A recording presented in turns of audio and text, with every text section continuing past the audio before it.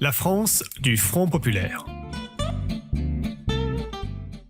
Une crise économique éclate aux États-Unis en 1929. Elle va se répandre très vite dans le monde. La France est touchée par la crise économique plus tard, en 1931. Mais la crise dure jusqu'à la fin des années 30. Les gouvernements sont impuissants, la production chute et le chômage augmente. Les sous populaires, gratuites, sont distribuées aux plus démunis.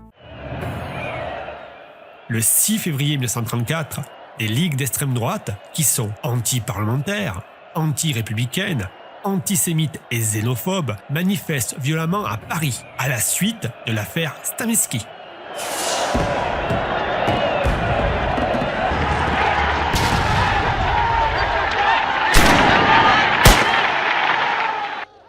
Pour la gauche, la République a failli mourir par un coup d'État d'extrême droite.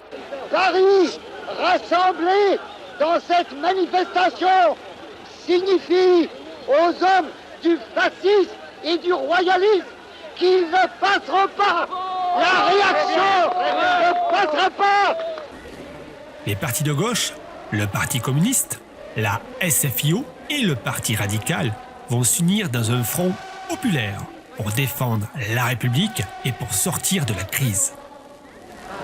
Le programme est simple: contre la guerre, contre la misère, contre le fascisme, pour la paix, pour le pain, pour la liberté.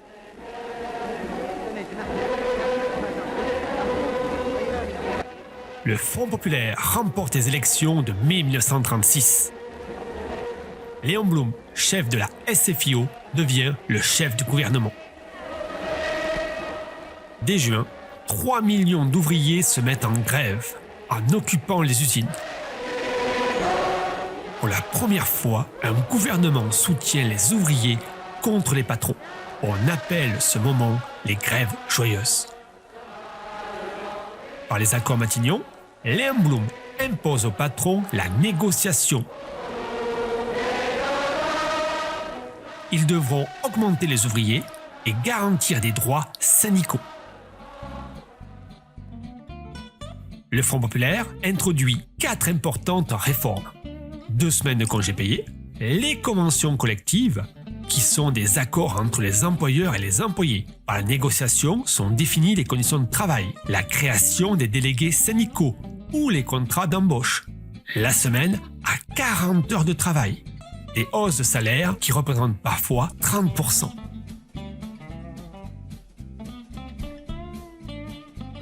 Retenons également 2 importantes mesures politiques. 3 femmes entrent pour la première fois au gouvernement, mais les femmes ne votent toujours pas. Les ligues d'extrême droite sont interdites. Elles vont se transformer en partis politiques.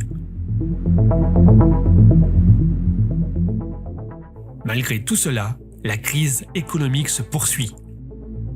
Les patrons n'ont pas joué le jeu. Les hausses de salaire ont été compensées par une hausse des prix.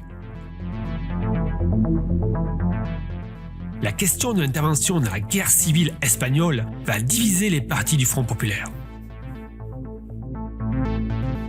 Le gouvernement de Blum démissionne après 1 an de pouvoir. Le parti radical s'étant allié avec la droite.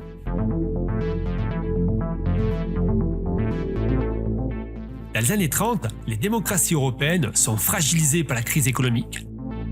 L'agitation sociale et la montée des partis extrémistes provoquent la naissance de nombreux régimes autoritaires et le basculement de l'Allemagne dans le totalitarisme. En France, le Front populaire sauvegarde la démocratie. Si le réarmement débute, l'objectif est de préserver la paix. Mais le Front populaire a divisé durablement l'opinion publique française. L'extrême droite amplifie sa haine antisémite en ciblant Léon Blum. La droite patronale refuse l'interventionnisme de l'État. Les radicaux de la petite bourgeoisie et de la paysannerie s'inquiètent des nouveaux droits des salariés.